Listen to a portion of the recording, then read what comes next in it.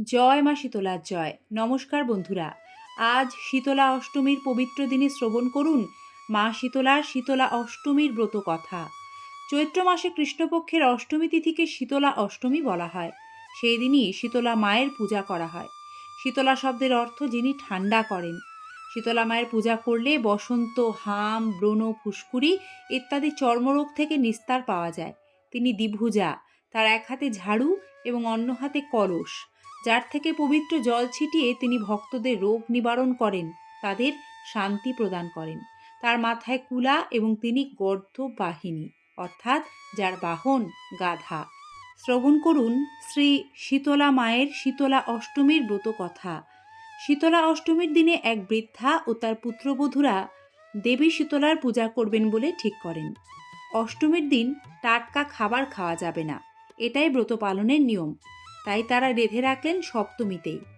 ছেলের বউদের আবার একটি করে ছেলে।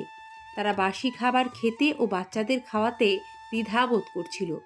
তাই চুপি চুপি নিজেদের জন্য টাটকা খাবার তৈরি করলো, আর শাশুড়ির জন্য রাখলো বাসি খাবারই। এরপর যখন ছেলের বউরা তাদের ছেলেদের খাওয়াতে গেল, তখন দেখলো তাদের মৃত্যু হয়েছে। তখন তারা বুঝলো মা শীতলার কোপেই এই ঘটনা। শাশুড়ি তো সব শুনে বউদের গ্রাম থেকে তাড়িয়ে দিল। মৃত সন্তানকে নিয়ে দুজনেই বাড়ি থেকে বেরিয়ে গেল। এরপর পথে পথে ঘুরে ঘুরে এক বনে পৌঁছালো তারা। দেখল বনের মধ্যে একটি গাছের তলায় দুই মহিলা বসে আছে। তাদের নাম আসলে অরি ও শীতলা। তারা ওই দুই বোনের পরিচয় কিন্তু জানতো না, কিন্তু দেখল দুই বোন মাথার উকুন নিয়ে বড় কষ্ট পাচ্ছে। তখন দুই বউ মিলে দুই বোনের মাথা সব উকুন বেছে দিল। তখন অরি ও শীতলা বলল তাদের মাথা ঠান্ডা হয়েছে, এভাবেই যেন তাদের পেটের শান্তি হয়। তখন নিজেদের দুঃখের কথা বলল তারা। তখন দেবী শীতলা নিজের পরিচয় দিয়ে তাদের ভর্ৎসনা করলেন। তখন দুই বউ ক্ষমা চেয়ে নিল। এরপর থেকেই তারা নিয়ম মেনে ব্রত পালন করতে লাগলো। আর শীতলা অষ্টমীতে অরন্ধন প্রথা প্রচার পেল। এই অরন্ধন কি?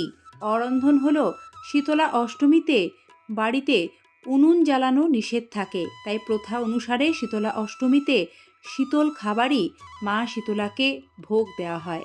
দর্শক বন্ধুরা, মা শীতলার হাতে থাকে ঝাড়ু, যা গৃহস্থের ঘর থেকে অশুভ যা কিছু সব দূর করে।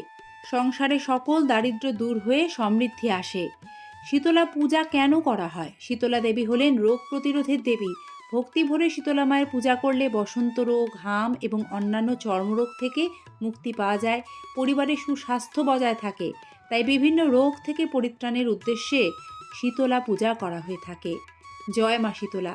মায়ের আশীর্বাদে শীতল থাক ধরিত্রী, সুস্থ থাক সকলে।